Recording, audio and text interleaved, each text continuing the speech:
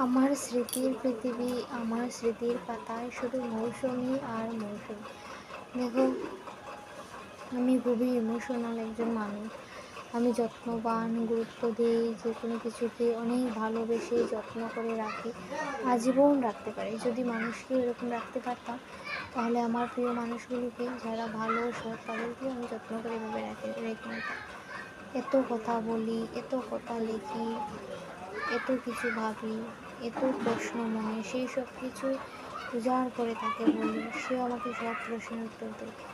তারপরও কোথা থেকে না কোথা থেকে এত কিছু আবার চলে আসে।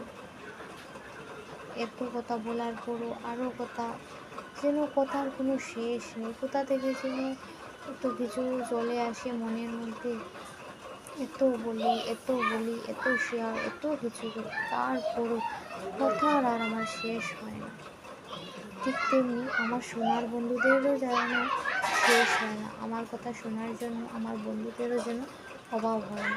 আমার জন্য যেন আমার মতো বন্ধুরা থাকে ভগবান। হ্যাঁ, ছিলে না।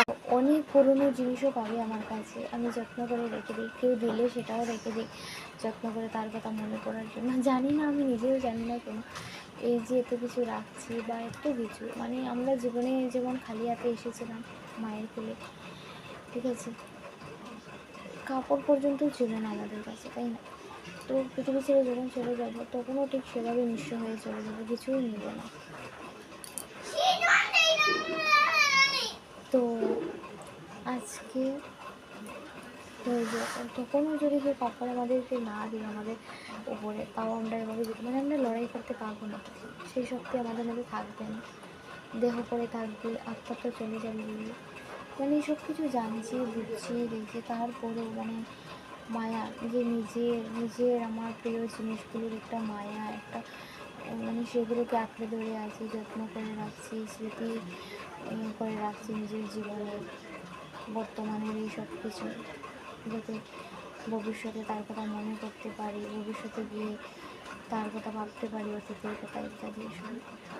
তো এই সব কিছু আমরা যতদিন বেঁচে আছি ঠিক ততদিনই আর কি সব কিছু, এই ভালোবাসা, প্রিয়, যত্ন ইত্যাদি এভরিথিং একবার দু চোখ মুছে গেলে আর কোথায় কি যাবে, নিজের স্মৃতি কোথায় পড়বে, কোথায় যাবে, কে নেবে, কে ধরবে, কে এইসব ব্যবহার করবে, তাই না?